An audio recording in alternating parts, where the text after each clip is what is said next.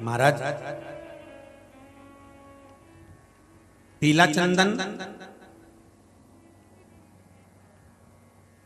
बेलपत्री के दोनों पत्ते पर, लाल चंदन बीच वाले पत्ते पर शिव मंदिर में जाकर, जहां पर शिव मंदिर में ये शिवलिंग है,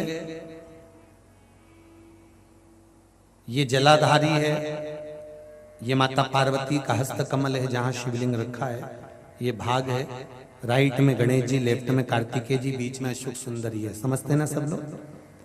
ऊपर से जो बूंद बूंद पानी गिर रहा है, शंकर भगवान की 5 लड़कियां हैं, जया, विषहरा, शामरी बारी, दौतली और देव।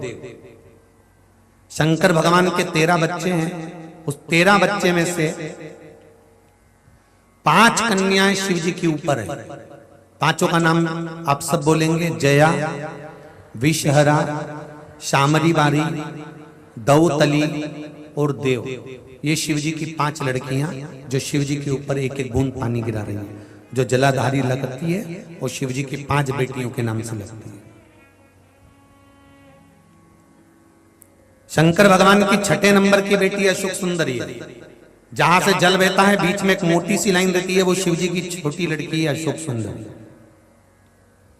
जहां शिवलिंग रखा हुआ है, गोल जो भाग होता है वो माता पार्वती जी का हस्त कमल, राइट में गणेश जी, लेफ्ट में कार्तिकेय जी, जहां से पानी बह रहा होता है। पानी गिरने के बाद में जितनी दूर तक मंदिर के फर्श से निकलकर जितनी दूर तक जाता है, वहां 33 कोटि देवी देवताओं का निवास होता है। इसलिए शंकर जी के जल को लांघा नहीं जाता।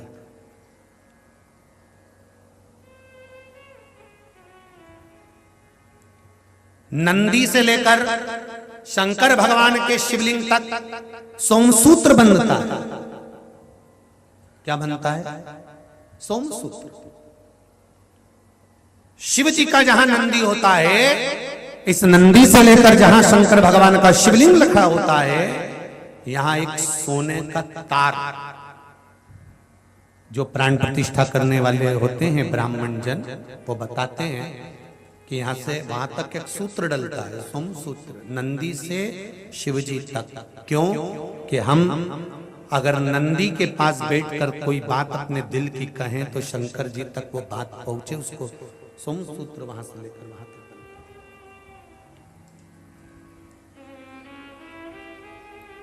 अब तो प्रतिष्ठा के समय पर सोने की वो तार डालते कि नहीं डालते वो पता नहीं, पर शिव मंदिर का नियम है, छोटा सा भी अगर शिव मंदिर बना रहे हो, बड़ा भी बना रहे हो, तो नंदी से लेकर शिवलिंग तक एक सूत्र डलना चाहिए, सोने का तार, वो भूमि के अंदर ही होना चाहिए।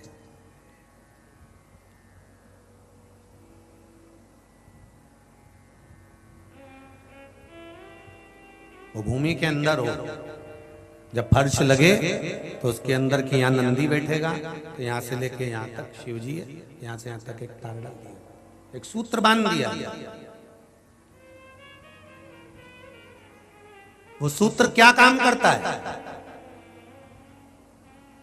सोम सूत्र की प्रामाणिकता क्या है? क्या कार्य करेगा वो? तो वो एक कार्य करता है।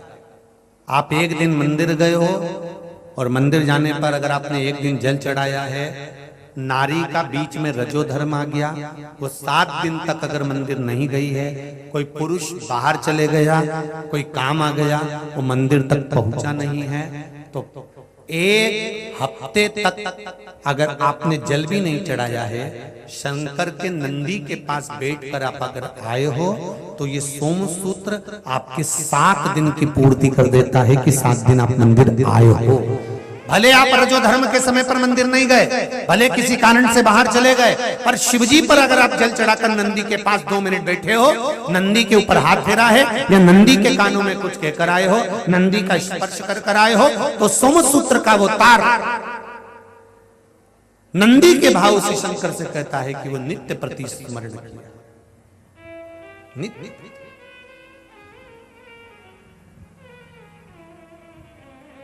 महाराज तो बेलपत्री, दोनों में पीला चंदन, बीच में लाल चंदन, और जो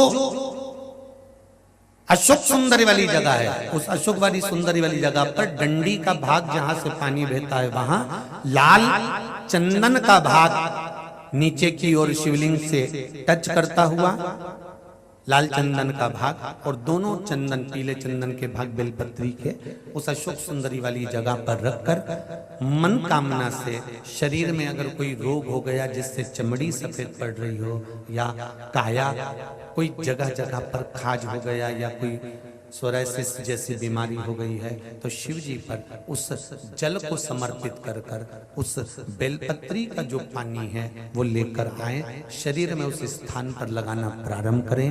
धीरे धीरे लगभग 15 से 20 दिन तक अगर क्रम करा और श्री शिवाय नमस्तुभ्यम का जाप किया, ये निश्चित है काया अपने रूप में आना प्रारंभ हो जाती है, निश्चित।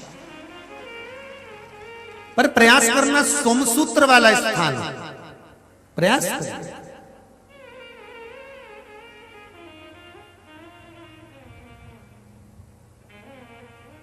उच्चारण एक ही करना है आपको उस समय पर, जल चढ़ाते समय षडाक्षर मंत्र का उच्चारण। षडाक्षर मंत्र को सब बोलेंगे साथ में, चालू हो जाइए। ओम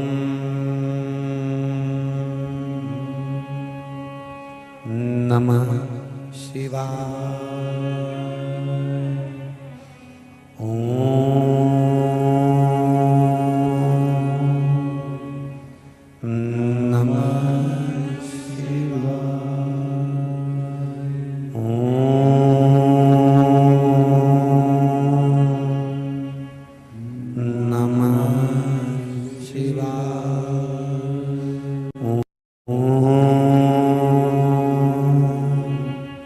नमः शिवाय,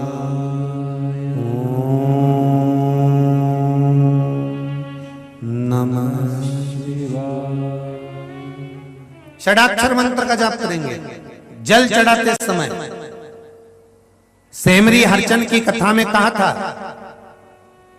रायसेन की कथा में वर्णन किया था, और हाले कोसा में जो साहू परिवार ने कथा कराई थी उसमें वर्णन किया था कि सूर्य नारायण भगवान को हम जब जल देते हैं, जल की धार एकदम पतली चलना चाहिए, एकदम पानी उंडेल कर नहीं आना, थोड़ा धीरे धीरे स्लो। जिस माता के या किसी भाई के तन पर पूरे स्थान में अगर कहीं कैंसर की गांठ भी बता दी है, और अगर आप सूर्य नारायण भगवान को प्रातः के समय पर उसको देखकर, जल में सूर्य की किरणों को देखकर जल छोड़ रहे हैं, सूर्य को अर्घ दे रहे हैं, और वो जल की धार आपके कैंसर वाली जगह पर या गांठ वाली जगह पर उस सूर्य की किरण पानी में से आपके उस स्थान पर पड़ रही है जहां पर गांठ है, तो आप 1 या 2 महीने तक लगातार जल चढ़ाएंगे, उसके बाद जाकर जांच कराइए, गांठ धीरे धीरे गलना प्रारंभ हो गई होगी। सूर्य के अर्घ में वो बल होता है।